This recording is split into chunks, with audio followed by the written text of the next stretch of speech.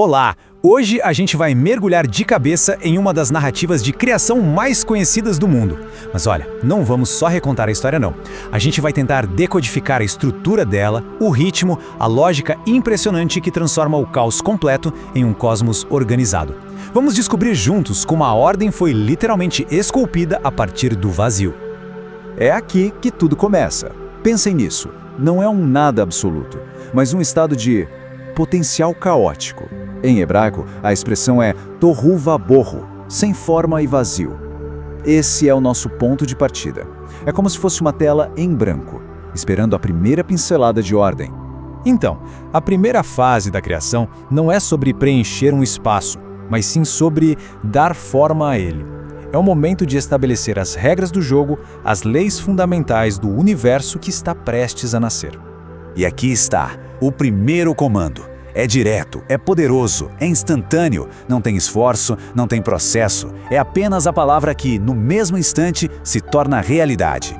E esse ato, esse primeiro ato, ele define o padrão para tudo que vem depois. A resposta é imediata. Haja e no mesmo instante, ouve. Esse é o ritmo, a cadência fundamental de toda a criação nessa narrativa. É comando e cumprimento. A palavra e a realidade se tornam uma coisa só, num ritmo que vai se repetir dia após dia. Agora repare num detalhe crucial. O primeiro ato criativo não foi só fazer a luz, mas separá-la da escuridão. A criação aqui é um ato de organização, e o ato de nomear, chamar um de dia e o outro de noite, só solidifica essa nova ordem. O ponto é o seguinte: a ordem começa quando a gente consegue fazer distinções. Ok, com essa estrutura básica do tempo já estabelecida, o foco agora se volta para os espaços físicos. É hora de organizar aquele caos de água que a gente viu no começo. E o tema da separação continua com tudo. O comando agora lida com o abismo de águas, colocando uma estrutura bem no meio dele. Criar, mais uma vez, é um processo de dividir e de definir fronteiras. E essa ação, essa separação, cria os domínios fundamentais do nosso mundo. O firmamento, que é chamado de céus, cria um espaço habitável entre as águas lá de cima e as águas aqui de baixo. O que antes era uma massa caótica, agora está organizado em céu e mar. O terceiro dia é uma explosão de atividade. Primeiro, a última grande separação. A terra seca finalmente aparece no meio das águas. E, assim que esse novo espaço é criado, ele é imediatamente preenchido. A vegetação surge. Mas notem o detalhe: segundo sua espécie e que dá semente. A ordem agora se expande para incluir os princípios da biologia, da reprodução, um sistema que se autossustenta. Muito bem, o palco está montado, os reinos estão todos definidos, agora é hora de colocar os governantes celestiais nos seus devidos lugares para administrar essa ordem que acabou de ser criada. Os luzeiros, como o Sol e a Lua, não são apenas fontes de luz, não. Eles têm funções muito específicas. Eles são como os guardiões do tempo, os marcadores das estações, os regentes dos domínios do dia e da noite. Basicamente, eles reforçam e administram a ordem criada lá no primeiro dia. A narrativa faz uma distinção bem clara. Existe uma hierarquia, um propósito bem definido para cada um. O luzeiro maior governa o dia, o menor governa a noite e as estrelas também estão lá. Cada um com seu domínio, cada um com sua função. A ordem, como a gente pode ver, é suprema. Então, os reinos estão formados e governados. A estrutura está toda pronta. Mas até agora, essa criação toda era em grande parte inanimada. Bem, isso está prestes a mudar, porque os mares e os céus que antes estavam vazios vão explodir de vida.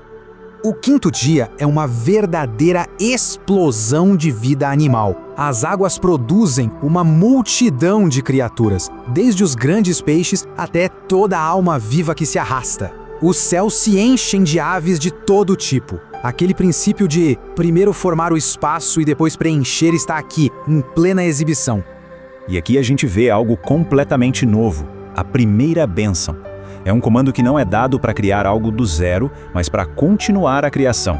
A responsabilidade de encher o mundo agora é delegada às próprias criaturas. É, de certa forma, o início da autonomia biológica.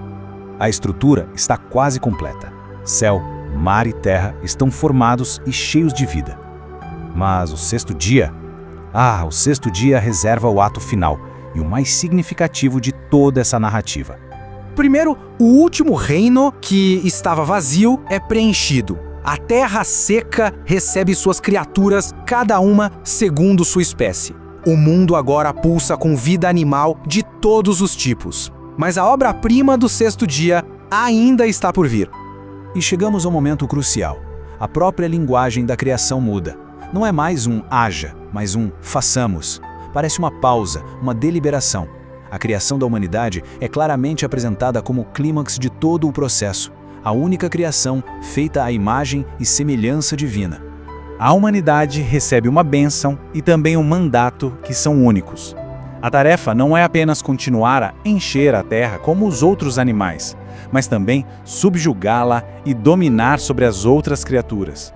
Isso estabelece uma relação de autoridade e, claro, de responsabilidade sobre esse mundo recém-criado.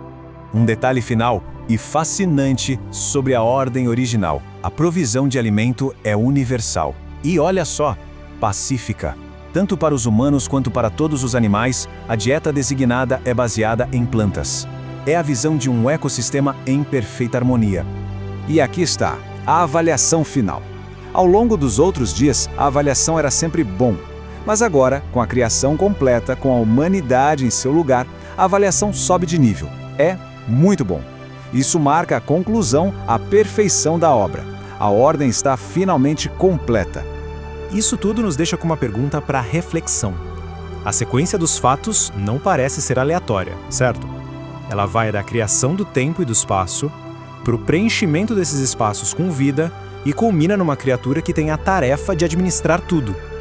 O que essa progressão, do mais fundamental ao mais complexo, do ambiente à consciência, nos diz sobre os valores e as prioridades que estão embutidas no coração dessa história?